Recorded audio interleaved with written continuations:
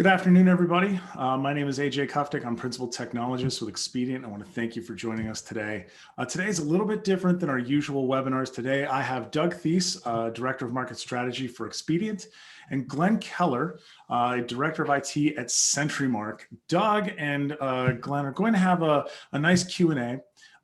Just a quick housekeeping note, if you guys have any questions in the audience, please enter those into the Q&A panel. We're going to have some Q&A with Glenn and Doug at the end of the session. So Doug, Glenn, take it away. Thanks. Yeah, Glenn's with CountryMark. He is the IT director. He's the leader, number one IT leader, right, Glenn? Yes. We're glad to have you. Great seeing you again. I've got a few questions for you. If it's okay with you, let's dive right in. Yeah, let's go for it. How's business? We're an oil and gas company. Nobody's flying, nobody's driving. It's great. Yeah, our CEO calls it this double black swan event. Right? We got into this thing with Russia and the OPEC countries where they were fighting over price, clearly aimed at people like us in the U.S. And then on top of that, we have this very, very unfortunate pandemic. So we're in the situation where normally the commodity price of oil goes down, people drive more, goes up, people drive less. It's gone down, people are driving less. So it's a bit of a struggle, but we have a very strong balance sheet, and our mission helps us out because we were founded by farmers. We're a cooperative, and our whole mission in life is to make sure farmers have the fuel they need to put bread on people's tables, and that they get that at a competitive price. So whatever we make money-wise goes back to our farmer owners eventually, and they're buying diesel, which is good, because if farmers are not buying diesel, we've got a heck of a lot bigger problem than even the pandemic. Tell us a little bit about the organization and your IT technology footprint, please. Okay. Well, CountryMark is a fully integrated oil and gas company. So like we do everything that Shell does, ExxonMobil, BP, whoever. We do all that stuff, except we're tiny. Right? We're changing the couch cushions. So we have to do it at a much smaller scale with a much smaller IT staff. And, if you've been in IT for a while, everything, not everything scales down, right? So we still all have all these systems that we have to operate. We still have all these SCADA points. We still have all the complexity of, refining oil and exploring for oil and selling it at terminals and our retail branches. So that's kind of the overall organization that we have to deal with. We're a very small group. We use a lot of remote managed services and a lot of third parties to help us augment that staff and augment some things where frankly we're not experts. Right now, a couple of major projects going on. One is kind of interesting because we're doing a major ERP redeployment. I mean, really just completely redeploying our ERP system with a team that's literally all over the world, right? India, Poland, North Carolina, wherever. And we're doing it in the middle of this pandemic. Was talking to the PM the other day, and she's telling me, we've had our core project team together exactly 1 week since March. And so we've been doing this all remotely. We've also, we're rebuilding our on-premise data center. So we've kind of evolved in our thoughts about infrastructure as a service and SaaS. And we're now, everything to me right now is my I&O manager is like an arrow in the quiver, right? So for each application, for each use case, what's the correct arrow to use? So, we have some public cloud, some private cloud. We have some things that absolutely have to be on premise because we're industrial and really, essential type business. And we're pretty comfortable with actually coming out of a colo into our own data center because of our DRAS solution. So we use Expedient for disaster recovery as a service, and pretty much works as advertised. We've had to rely on it a couple times. One time by accident, we failed over our ERP system, and after all that, we said, well, let's just leave it running. It ran in DR mode for 3 weeks. Didn't have any problems with it. We were ready. They'll tell you push the button. It wouldn't quite push the button, but it's pretty damn close to push the button to fail back over. to our normal production environment. So that's kind of the landscape that we have to deal with right now. Some of the major things that we have going on. We're changing our operational model a little bit. Used to be very infrastructure centered, and we're much more balanced now. So we're starting to talk about things like DevOps and Agile and product and taking all those concepts and applying them as needed to our organization. So we have a much more business-oriented focus than we had a few years ago. Has your development footprint increased in the organization? No, not really. We still do that mostly using third-party services. The one exception is in our ERP environment, where we, in any most customizations we have to do and reporting and all that go in. Those we do with our own in-house developers. And then I think we've probably wrung out SharePoint to the point it can't be wrung out anymore. So there's so many SharePoint use cases out there. Sometimes I think we just invent them, but everything else, like we've got some machine learning things going on. We outsource those, and that works really well for the size staff that we have. How big is your staff? We have 12 people. Interesting. Yeah. I've always been fascinated with the fact that you're a theater undergraduate with a master's in computer science. How do you see the arts fitting into IT?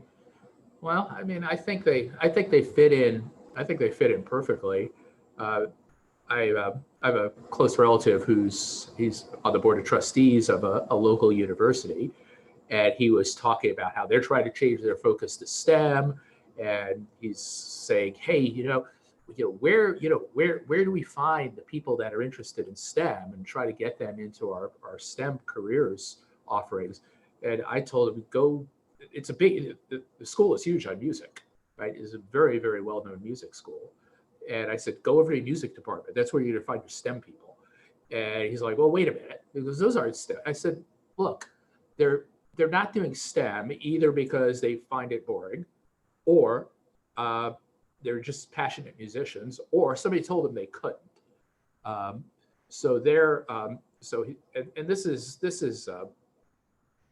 There's so much documentation out there about how music folks do well in the STEM disciplines. And this has been known for years. The Navy has known this for years. So if you look at a Navy fire control crew, almost guaranteed, all of them play an instrument. Really? Yes.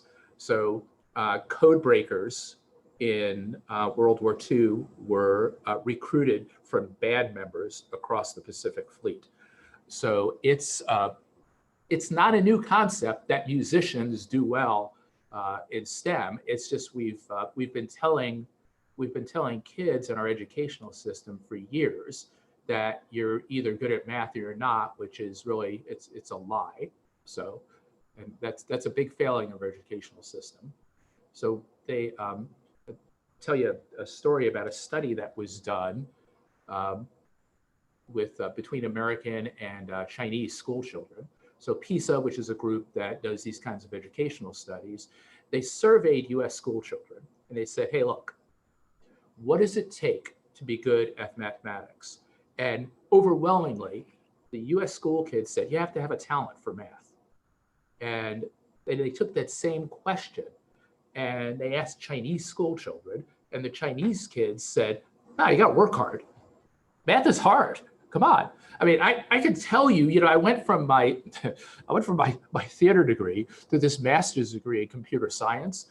And now all of a sudden I'm studying, combinatorial algorithms and numerical analysis and advanced calculus. My study habits were in for a rude awakening. It's just a different set of study habits and a different set of disciplines, but there's nothing wired in anybody's brain that says they can't be in a STEM discipline if they don't want to. 90% of the time, it's just somebody they're not interested in it. But we tell kids that you've got a brain for it or you don't, and that's unfortunate. How are you solving your talent problem internally? Do the arts play a part in that? Oh yeah, I think that, yeah, I mean, they definitely do. I mean, and that has to do with, where you recruit, and maybe thinking differently a little bit too. I know I heard a CIO of a very large defense contractor, uh, 5,000 plus individuals in this person's IT group, and explained their recruiting process. What he said is, we look at people that obviously have the technical chops that we need when we start winnowing down candidates. He said, but the second thing we do is we see what kind of background they have in the liberal arts. You're not going to make the cut at this very science-heavy company unless you have that background in the arts. In fact, Albert Einstein said, all the best scientists are artists as well. I mean, he played violin. So if you want to deconstruct what he's saying there, he's saying, unless you're an artist, I'm not even talking to you, right? Because you're not on my level as a scientist. You're not going to be. You know, Nobel laureates, 3 times as likely as the general public to be involved in some sort of artistic endeavor. So, the talent problem, and specifically, I think one of the things you got to do is you got to make sure you have a good place to work. If you don't have a good place to work, you're not going to solve your talent problem no matter what you do. That reputation has to be out there. And one of the ways you do that is to make sure you pay attention to diversity, right? You've got to make it a welcoming place for women, for people of color, for people with different sexual orientations, whatever differences people bring to the table, you have to make it clear that they're welcome there. And you don't get there by just kind of throwing job postings out there and hoping good diverse group of people apply. If you're going to build diversity in your organization, and you need to be, you have to be intentional about it. Once you're intentional about it, and word gets out that, hey, this is a good place for women to work, this is a good place for people of color to work, then then it'll start to be self-sustaining. But at first, you have to be very intentional, and I think that's partially how you solve the talent problem. And I think you got to think a little differently. About a year and a half ago, I brought in somebody to lead my business analysis and my PMO practice. No IT background whatsoever, but she's an ass kicker. And she ran a customer service organization over 7 countries. This is a very driven individual. I put her in place. She's doing what she needs to do. I mean, she was like the best. She's making me look good. She's the best hire I ever made. In fact, we just moved her into a role now where she's going to be managing the application portfolio. So we have a lot of roles that could be filled and are begging for people without IT backgrounds. I mean, you kind of need to be thinking about the people that are business facing in your IT group, that they have that strong business orientation themselves. Has the pandemic changed your approach to hiring? Do you feel like you can reach further or change your domain of possibility for your next role? Oh yeah. So yeah, that was a big, and it as we're talking about changes that we're going to make in the future, being more work from home friendly, work remote friendly, or whatever, they kept saying, well, then there's Keller, right? Because he wants to hire people from wherever, right? So that was my thing. It's like, hey, our center of mass, it's an oil refinery, and that's where most of our people are located, at the oil refinery or at some of our terminal or exploration locations. They're all out in the middle of nowhere by design. And so, how do you recruit people that are happy, living out in the middle of nowhere? Well, it's a little bit hard, but we increase our talent base a lot. If I can pick somebody up that says, hey, look, I don't care where you sit. If you can do the job, I'll hire you. So that is definitely a policy change that we're making at CountryMark. I haven't tested it yet, but certainly the next position I have to fill, we're going to be looking far afield. And I know a few people, I'm going after them. Nice. Yeah. You speak pretty regularly around the community. I know you've been a active member of the IT leaders group here. You write. I know that I've read a lot of your work over the time. Tell us a little bit about your arts side. Sure. My background's in theater. So, getting up in front of an audience is, well, you ask an actor to get in front of an audience. It's like, okay. The thing I have to be caution everybody about here, that doesn't mean you're good at talking to a board of directors, right? Or it doesn't mean you're good at talking to a plant manager and telling that plant manager what he needs to hear at that particular time. I mean, that really comes with, experience and learning the craft, of IT and learning how to communicate with those people. But it certainly set me up where I communicate really well. That's not a problem for me, both written and otherwise. And then I have, you probably already got the spoiler in that I'm really passionate about how the arts and technology come together. So I have a talk that I've given many times that talks about the intersection of technology and the arts. It's called STEAM. And then also I'm kind of big on luck, which that usually pisses people off because I tell everybody you're lucky. So people really like to hear that. They like to hear I worked hard. So those are two things that I'm kind of passionate about. And my writing, I picked up writing again a couple of years ago because I felt like I had kind of leaving my, my artsy side behind, if you want. So I've got a creative writing blog. There's some memoir, but mostly it's poetry and fiction that I blog out there. And if anybody's interested, it's GRKSKI. So my initials, grkski.com. Feel free to go out, look at some of my work, follow me or whatever. Tell me that it sucks. I don't care. Audience is good. So, I mean, that's kind of how I express myself and get my artistic side out. And it also helps engage me with the community. And I like doing that. How do you feel about building the IT community beyond CountryMark in the locales that you're in? Yeah, I didn't catch the first part of what you said, Doug. How do you feel about working on the community, the IT community beyond the reach of CountryMark? Oh, yeah. I mean, that's really important to me. I mean, I would say that probably 80% of people that I talk to and speak to, even people that I address my writing to, are in the IT community.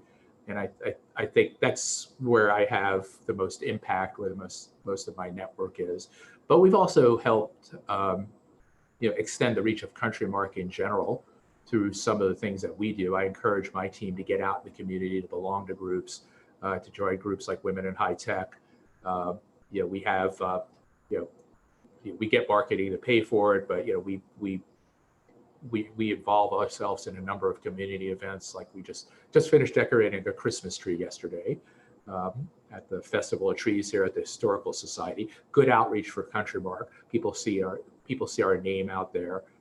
We're part of the community here in Indiana. So I think I'm a little more, that's kind of where the arts background maybe gives me a little more of an edge, because those are things that I kind of naturally gravitate to and enjoy doing. So community outreach, getting our name out there, encouraging my team to do that, changing the reputation as CountryMark as a place to work. All those things are things that I enjoy doing. Thanks. We appreciate you sharing your style and your approach to IT. AJ, how's our question list looking? Question list is looking great. You guys are asking some fantastic questions. I'm going to summarize a couple of them. There are a lot of questions about the arts and theater and technology and how that plays into, one, your hiring process and the questions that you're asking as part of the hiring process, but also how technology plays into the arts in general. How does this impact your hiring, both from a theater standpoint, but also, you mentioned diversity and inclusion. How do you actually bring those together and measure those things? Yeah, since we have a small staff, measuring those things is not hard. If I had the 5,000 people that, defense contractor had, that would then it'd be a problem. But me, it's kind of look down the hall or pick up the phone. So in terms of measuring, it's we could just look at the impact. I know that I got it intentional really quick when I got here about hey, there's no women here. That's not going to work. So we went out to women. So we didn't just post post a job board out there. We reached out to some of the women's technology organizations in the city and to people in my network and said, hey, I'm looking to fill a role, right? Who do you know that's good at this role? And we filled 3 of the 12 roles that I have with women just by doing that. And then I kind of got my head handed to me in a very gentle way when I was talking to somebody that's really pushes diversity for people of color in the area. And I said, I made the mistake of saying nobody shows up. It's just like, there's a Glenn, dummy. He said, she just told me how intentional you were about finding women. You're going to have to do the same thing everywhere you go, whether it's LGBT or whether it's people of color.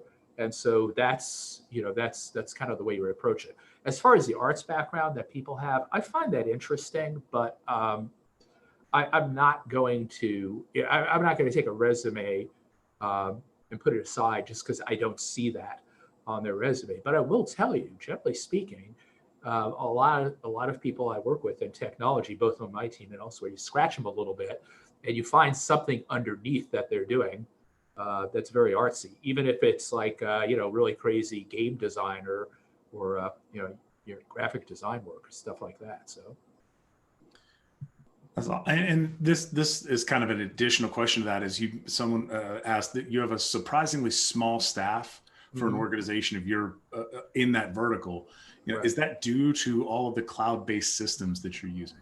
I would say it's yes, but I would say it's kind of the other way. So we're using a lot of cloud-based systems because of the size of the staff, and we use a lot of remote managed services and a lot of outsourcing due to the size of the staff. Hey, I mean, there were 8 people when I showed up, and the budget was infinitesimal, and we 12 seems like a lot to people here, and you grew the staff by 50%.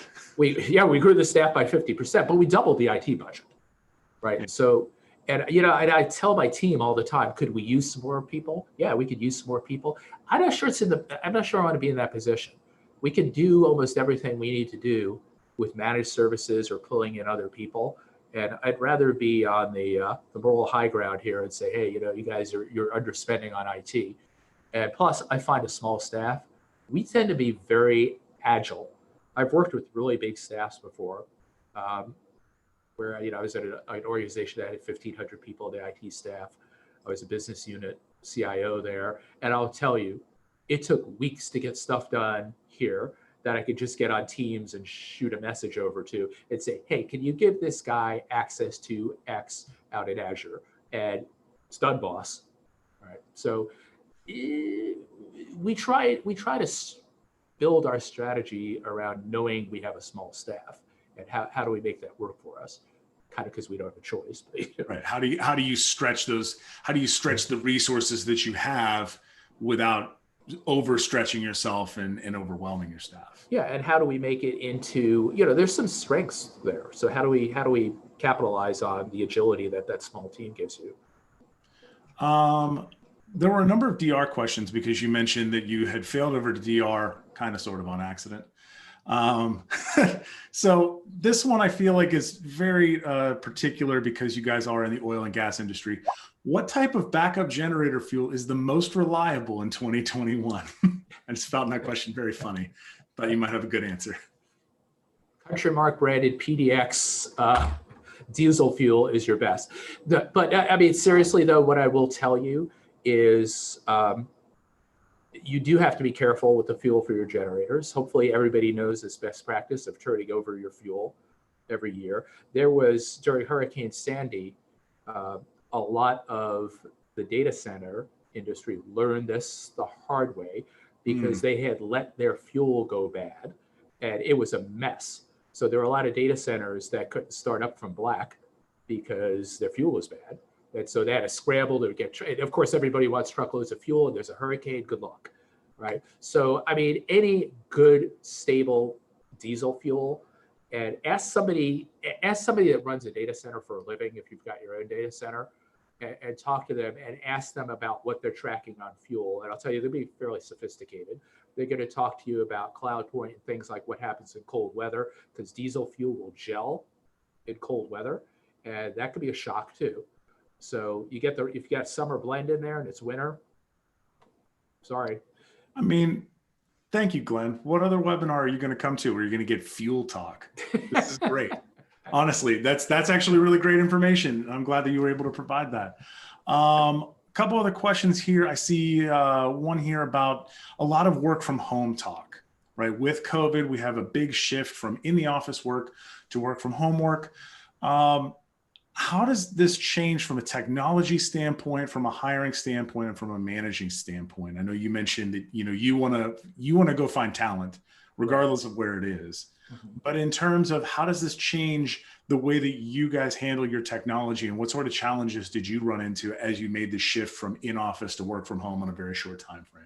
Yeah, well, Doug has a saying that I really love, where he's saying, heroic effort is not an IT strategy, or something like that. I hope I paraphrase. Something like that. There might be a webinar on our website, go.expedient.com/webinar replays. You can watch that. Yeah. Thanks for that, Glenn. You're welcome.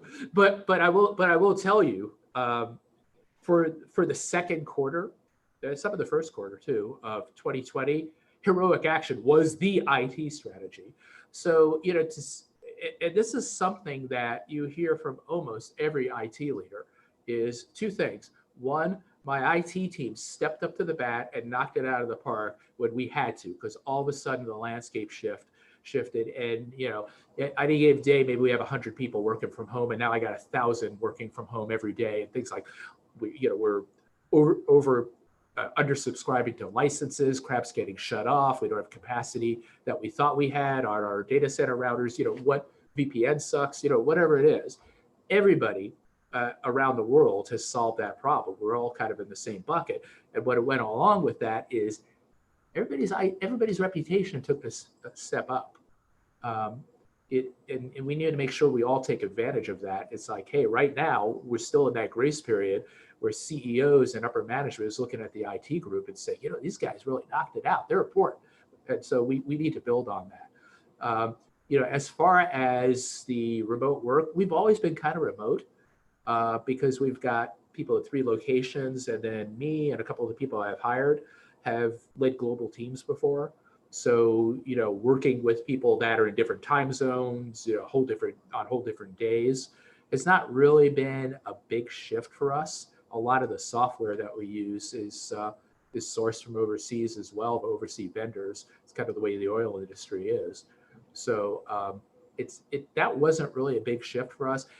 But the workforce in general, it's a big shift. We were having a hard time pushing, video conferencing and WebEx, and now if it's slow or something else, we get all kinds of complaints. So so I think going forward, collaboration tools are going to be very high on the radar for us and for everybody. All right, so we have some limited time left. Glenn, I don't know if you have a hard stop at 1 here. No, I'm good. I'm going to ask a couple more questions here. How does machine learning play into what you guys are working on at CountryMark? Obviously, oil and gas, you have to do a bunch of exploration. You guys are a much smaller company, so you can't just cast a wide net and see what lands. How does machine learning play into that, if at all? Yeah, I mean, I look at technology as sort of an enabler for us to make up for our size, right? So I look at it as kind of a booster. For things like machine learning, machine learning right now is really hot in oil and gas, and the reason is because exploring for oil is a very risky, very chancy business. I think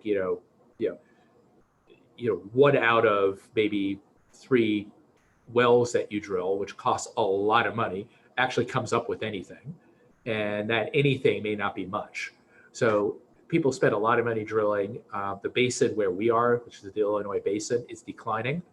We're making up for that by buying some production. Helps to have a good balance sheet right now. Buying some production from other parts of the country, but we're looking to maximize what we get out of the Illinois basin.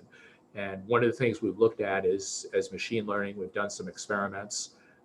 We had a study that went about 12 months, and I would say it wasn't successful in the standpoint that, oh, hey, drill here, right? It was more successful in the standpoint of what it said is we just validated everything that we already thought. It came back and said, no, you guys are on the right track. You understand the decline curve. You're putting your money in the right place. So to me, that was a very successful experiment. You had some talking about thinking differently when it comes to hiring and how it's an important trait. How do you get upper management on board with different ideas that may not be part of their tried and true processes? Well, I think I haven't really had a problem here. People are and I really haven't had much of a problem anywhere with that. Upper management tends to get on board with different thinking. Okay, so I haven't really had that as a fight. I do know when I just hired the person that I said had absolutely no IT background, there were two constituencies I had to talk to. My boss, I report to the CFO here, and I solved that by having her take her to lunch. So why don't you just take her to lunch? And she came back and go, oh my God, she's amazing. You got to hire her. So, that was one thing. But the other thing too is my own internal IT team, because they had not been in this kind of business analysis centric environment before, or even thought process. So their thought was, well, she's not technical. What's she going to do? And so now they're, seriously, she's improved her standing within the IT group, and some of them are actually going to start reporting to her, and they're looking forward to it. And then in a similar vein, that going from somebody who's coming in and doesn't necessarily have the deep technical background, how do you assist employees who aren't willing to take on additional tasks? Like this person came in and was like, I'm ready to work even though I don't have the background. How do you help or address employees who say, like, that's not really my spot, that's not me? How do you help them take on those additional tasks when they initially don't want to? Yeah, well, if it's somebody I hired like that, I mean, they're up for it, right? We hired them to do that, and they understand it. I hire people that are fairly sophisticated in terms of how IT works, have maybe worked with IT, but I've had accountants, I've had warehouse managers, I've had plant managers that I've hired into the IT group. And, these are all smart people. They kind of know what they're getting into. They know it's a different dimension. They kind of have seen the way IT operates. They know that they're going to be at a disadvantage, but they're up for it. And some of it's they just like the challenge. So it hasn't really been because there's specific people that I've hired, I really haven't had much of a problem with that. And then I'm going to finish off here because we've had a ton of great questions. I really appreciate everybody asking them, but I also want to be conscious of everybody's time here. The big one here and I kind of want to finish on this specifically for your industry, is I see a lot of questions about security and availability in this sort of oil and gas vertical. How has that changed in the last 5 years, and what sort of threats are you seeing come forward? Oh, and I know oil and gas isn't, it's not, we're not unique in this regard, but it's like, I mean, I'm almost numb to it. I mean, every day, oh, we found some Russians doing this, or we found some Chinese doing this, but I don't know, they may be a Ukrainian, who knows? And it's not to pick on Russians and Ukrainians. Half the time, it's probably a guy down the street, taking cover at an IP address coming out of China, because then everybody thinks it's Chinese government. So, I don't want to be seen as picking on any one country, but we just get pounded with this stuff. I mean, in us in particular, we have so much infrastructure that's exposed out there. Our SCADA systems that manage our pipelines, this stuff's dangerous. I mean, if you could open a valve, you put oil on the ground, and that's never good, or even hazardous. If there's gasoline in a pipeline at the time, you're going to cause quite a disaster. So we take these things We take these things very important. I mean, there's a bounty out there. Don't try going for this because we'll find out. But there's a bounty out there for, you know, I don't know, one of these hacker groups put it out there. Anybody that can hack an oil and gas company and, you know, take over something significant, there's a lot of money hanging out there for them. So these are some of the, you know, and these are hacktivists, obviously. So these are some of the things that we're up against. We have a lot of oversight. We just went through a PIMS audit, which is kind of the Federal Pipeline Management Administration, and they were in here. You know, we passed, fortunately. But TSA, Department of Homeland Security, everybody is on us about protecting this infrastructure just because of the damage it can do and how critical it is to keeping the country running. And I appreciate that. We appreciate that you're taking care of the oil and gas infrastructure that you're responsible for, and making sure that, you know, some of this critical infrastructure that sometimes gets left off of the map remains safe. But we do have one thing. There was a giveaway for a Bose SoundLink speaker for asking a question. The winner is Paul Carter. Congratulations to Paul. You've won a speaker. Please, Karen will reach out to you about getting your shipping information and getting that out to you. Glenn, thank you. Doug, thank you for this. This has been really, really great. A ton of really great information. CountryMark, again, we thank them as well for providing Glenn's time. You guys can go to our website, go.expedient.com/webinar replays. You can go to our YouTube account, youtube.com/expedient, or our Instagram account, instagram.com/_expedient, for the replay of this, which will be up shortly after this, probably later this week. And we hope you have a wonderful rest of your day. Thanks. Thanks, guys. Bye-bye.